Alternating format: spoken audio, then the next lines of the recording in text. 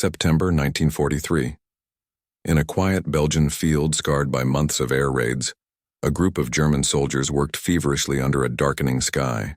Engines roared faintly in the distance, but their focus was fixed on the wreck before them, an American P-47 Thunderbolt, miraculously intact. The aircraft had plowed into the soft earth after its pilot bailed out. Its wings were bent, its fuselage streaked with mud, but the massive Pratt Whitney R-2800 engine was still in one piece. To the Luftwaffe recovery crew, this was no ordinary crash. It was a discovery that sent ripples through German intelligence. For months, whispers had spread across the Reich about a new Allied fighter, one that defied physics, a monster of the skies that could dive faster, climb higher, and take punishment no German aircraft could survive. The Thunderbolt had become a phantom that stalked German airspace, escorting bombers deep into the heart of Europe. Now here it was, silent, still, and ready to be dissected. The men moved quickly, their breath fogging in the cold night.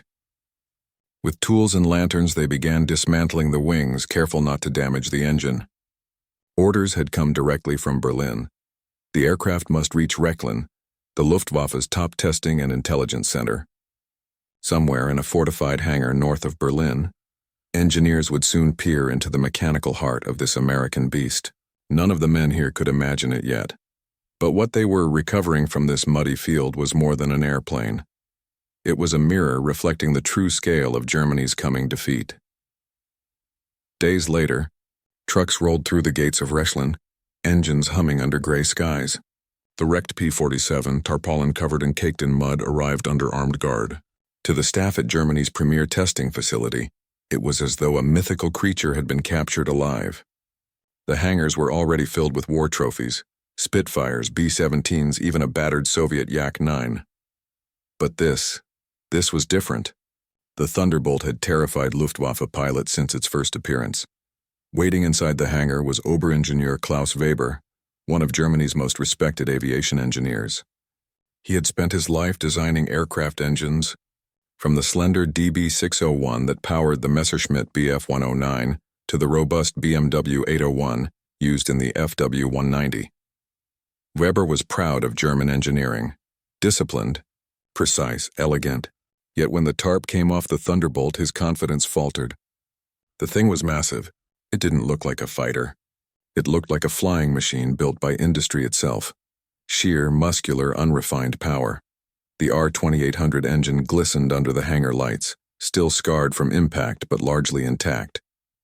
Weber approached it slowly, like a scientist before an unknown specimen. "We'll start immediately," he said to his team, his voice steady but his eyes wide. The Americans had built this machine in numbers that dwarfed anything Germany could produce. But to understand how, to discover why it was so powerful and reliable, that was now Weber's task. And what he would uncover would shake the foundations of his belief in Germany's technological supremacy. The disassembly began at dawn. Weber's engineers, wearing gray coats and meticulous expressions, worked methodically, sketching, photographing, labeling every piece. Each bolt, each pipe, each line of tubing was a clue. As the R-2800 engine came apart, its inner workings revealed a mechanical sophistication none of them had quite expected. The two-stage supercharger was the first revelation. In theory, German engineers understood the concept, compressing air in multiple stages to maintain power at high altitude. But in practice, it was a nightmare of complexity and heat management. Germany had tested two-stage systems before, then abandoned them as too unreliable for combat. Yet here, in this American engine, was a flawless execution, a labyrinth of gears and ducts, coupled to an intercooler system that cooled the compressed air before it reached the cylinders. It wasn't revolutionary. It was perfection of the practical engineered not for brilliance but for endurance. One of the younger engineers whispered, almost reverently, "They mass-produce this?" Weber didn't answer. He was already lost in the calculations, tracing the machining marks along the casing. Everything was overbuilt, durable, meant to run hot and long without failure. This wasn't the product of one genius designer. It was the result of an entire industrial machine working in harmony. Metallurgists, chemists, machinists, and factories that had never known the touch of war. And that realization was beginning to gnaw at him. The next surprise came when the internal parts were examined. The connecting rods were crafted from a steel alloy stronger than anything German industry could easily reproduce. The pistons had internal cooling galleries, tiny oil channels that drew heat away during high-stress operation. Even the valves glowed faintly under testing lamps, resistant to temperatures that would destroy German valve metals. Weber ordered chemical analysis. The report confirmed what he feared: nickel, chromium, molybdenum, strategic metals Germany no longer possessed in abundance. The Allied blockade had cut off supplies months ago. German factories had been forced to use substitutes, inferior alloys that fatigued faster and warped under heat. The Americans, by contrast, were using these scarce metals lavishly, as if their reserves were infinite. When Weber shared this with his team, a silence fell over the workshop. It wasn't just about metallurgy anymore. It was about economy, access, and power. To recreate this engine, Germany would need resources it didn't have and time it couldn't afford.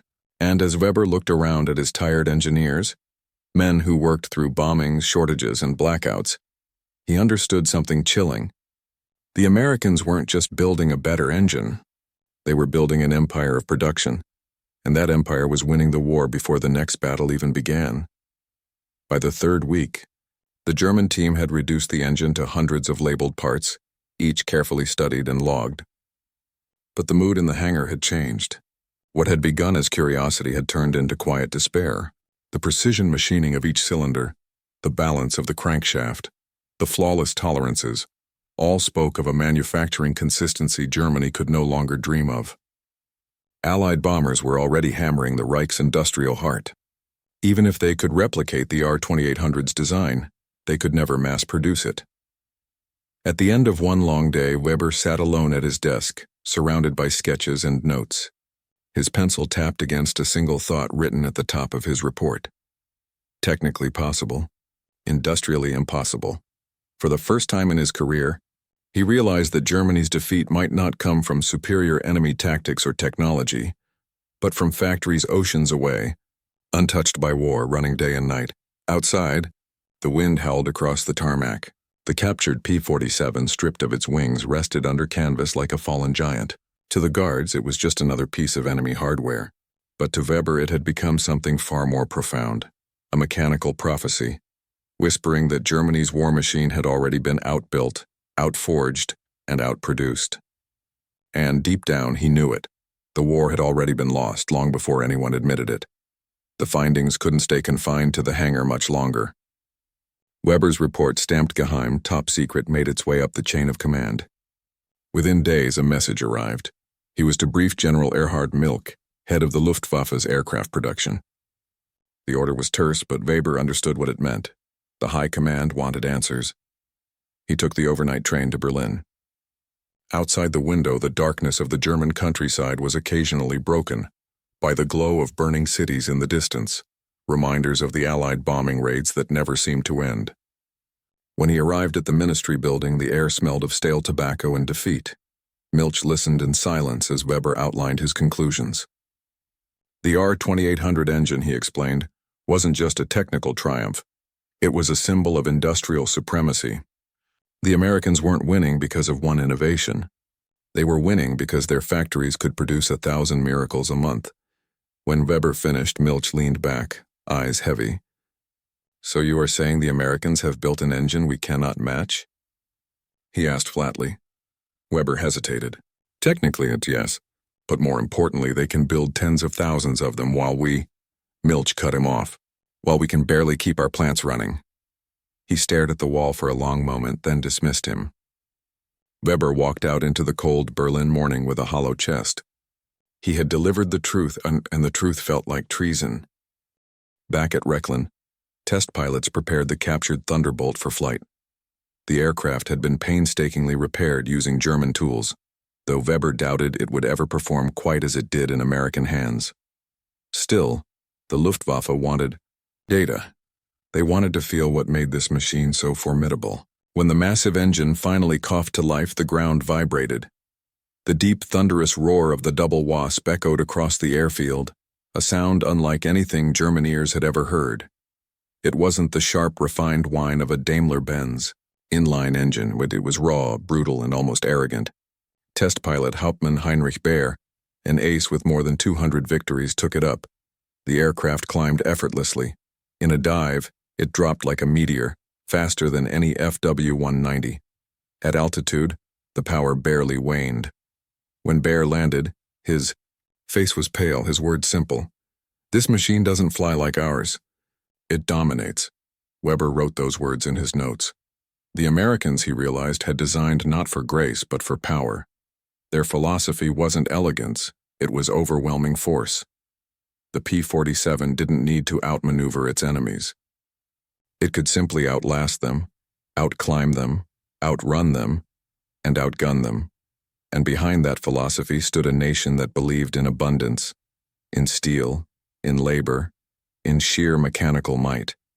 Germany's engineers built perfection. America's factories built victory.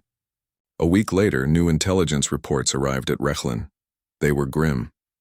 According to Luftwaffe intelligence, the United States was producing over 2,000 R-2800 engines every month, more than Germany's total monthly output of all aircraft engines combined. Weber gathered his team in the small conference room overlooking the test hangar. The men sat silently, surrounded by blueprints and notes. "Gentlemen," he began, his voice tired, "if these numbers are accurate, then our technical discussions are meaningless. Even if we match their design, we can never match their scale." The youngest engineer, Friedrich, spoke up timidly. "So what do we tell command? That we cannot win?" Weber looked at him for a long time before replying. "We tell them the truth, and hope they'll listen." But deep down, he knew the truth didn't matter anymore. Germany's factories were already crumbling under Allied bombs. Skilled machinists had been conscripted. Fuel was scarce. Every new engine built came at the cost of another machine left unfinished. Meanwhile, across the Atlantic, American factories ran 24 hours a day, fed by endless coal, oil, and labor. The war, Weber realized, was no longer about whose engineers were smarter. It was about who could outbuild the other before time ran out. And Germany was already out of time. By winter 1943, the once proud test facility at Rechlin felt like a ghost town. The roar of aircraft engines had grown infrequent, replaced by the distant rumble of air raid sirens. Weber's team continued their work, though mostly to fulfill protocol. The Thunderbolt engine, now fully analyzed and documented, had told them everything they needed to know. One evening, Weber stood outside the hangar, watching as the P-47 was towed into storage.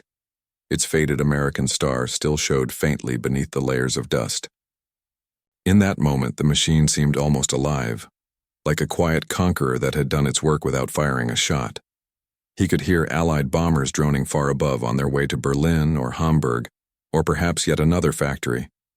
Somewhere, up there, other P-47s were flying escort, their double Wasp engines roaring with the same relentless rhythm. Weber realized that sound, deep, steady, unstoppable, had become the soundtrack of Germany's defeat. It wasn't the sound of explosions or speeches. It was the steady hum of a foreign machine, built by hands that would never know war, across oceans Germany could never cross. As 1944 began, Weber was reassigned to a smaller facility outside Leipzig. Rechlin was under constant threat, and fuel shortages made testing nearly impossible. He packed his notebooks, including the now complete report on the R-2800. But he carried something else too. A quiet understanding that Germany's war was already lost long before the front lines reached its borders. In his new post, he watched as production numbers dwindled and materials vanished. Aircraft parts arrived half-finished, bolts missing, alloys substituted. Even the great FW-190s were being rushed out in incomplete batches. The engineers worked like men building a wall against the tide. The enemy wasn't only the Allied armies advancing from the west and the Red Army from the east. The true enemy was invisible. It was the vast industrial machinery of the United States, humming in the night, churning out engines, tanks, and planes faster than Germany could destroy them. And every time Weber thought of the R-2800, of its gleaming pistons and flawless bearings, he couldn't escape one haunting truth. Germany had been defeated not in battlefields, but in factories. By mid-1944, Allied bombing had turned Germany's industrial heartland into ruins. Factories that once roared with the sound of lathes and engines now stood silent, their roofs torn open, machinery buried under rubble. Weber visited several plants, Augsburg, Bremen, Dessau, and each time the story was the same. Skilled. Workers were gone, replaced by forced laborers who could barely read the technical drawings. The Luftwaffe's production numbers collapsed. Engines once made with pride were now being assembled with mismatched parts. "We are no longer building machines," Weber wrote in his diary.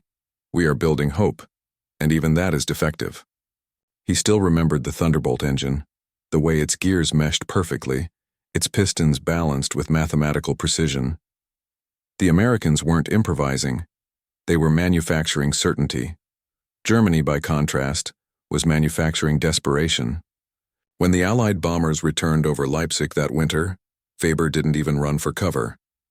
He stood outside and watched the firestorms bloom across the horizon. He thought of the Rechlin hangar, of the American engine gleaming under the lights, and he realized that the battle had never really been fought in the skies.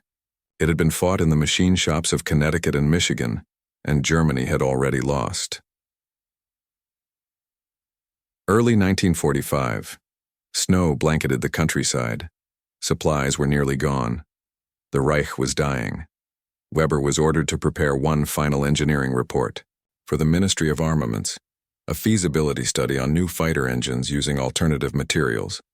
The irony wasn't lost on him. The ministry wanted miracles from a nation that no longer had electricity in its own capital. He worked by candlelight in a small, drafty office, surrounded by technical drawings and ration papers. The report was honest but bleak. Without chromium, nickel, or high-quality steel, performance would degrade by 40%. Mass production was no longer possible. Weber's supervisor crossed out entire pages and stamped the cover with a red seal. "Zu pessimistisch. Revise immediately." He never did. He left the report unfinished on his desk, knowing it didn't matter. The factories that might have built his designs no longer existed.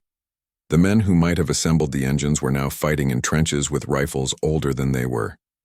When he closed his notebook that night, Weber thought of the American engineers, men who had probably gone home after their shifts, had dinner with their families, then returned to build the same engines that now filled the skies above Germany.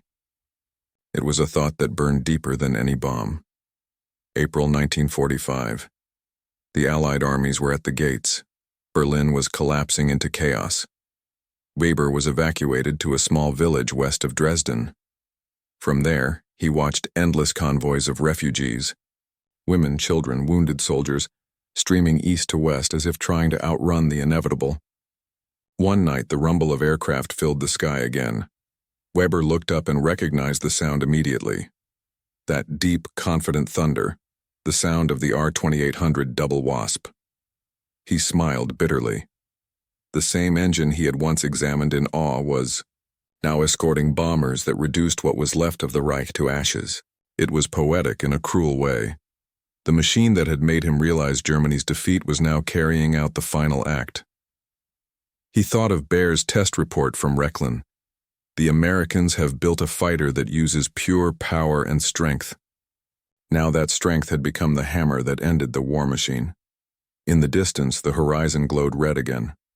The sound of defeat, Weber thought, was not silence. It was the steady, confident hum of an engine that never faltered. When the war ended, Weber was captured by American troops near the Elbe. Expecting humiliation or vengeance, he was instead met with quiet civility. The Americans treated him not as an enemy, but as an engineer, a professional. They asked questions, listened carefully, even offered him cigarettes. One day, an officer escorted him to an airfield. Parked on the runway were rows of Thunderbolts, Mustangs, and Liberators, hundreds of them, all pristine, all humming softly in the morning sun. Weber stared in silence. The sight was overwhelming. Each aircraft represented an industrial miracle, a system of design and production Germany had never come close to mastering. The officer, sensing his awe, said simply, "We built them faster than you could shoot them down." Weber nodded slowly. It wasn't arrogance. It was truth. The war had been decided by factories, not by fighters. By engineers who had never seen the front lines, but who had built machines powerful enough to change the course of history. As he looked out over that endless field of American aircraft, Weber felt something unexpected. Not anger, not shame, but admiration. He finally understood that he had not been defeated by men. He had been defeated by capacity. Years later, after his release, Weber returned to engineering in the ruins of post-war Germany. But something in him had changed forever. He no longer spoke with pride about German superiority. Instead, he spoke with respect for precision, production, and the collective effort that had defined American power. He often told his students, the P-47 wasn't just an airplane. It was a factory in the sky. Every bolt, every bearing, every piston represented a nation working together. The story of that captured engine became a quiet lesson in humility. Weber died in the early 1960s, long before the last P-47s were retired. But his notebooks, the ones he kept hidden since Rechlin, survived. In their final pages, he had written a single sentence that historians would later quote often. We lost not because we lacked genius, but because they mastered production. The real battlefield was the assembly line. The captured P-47 never flew again.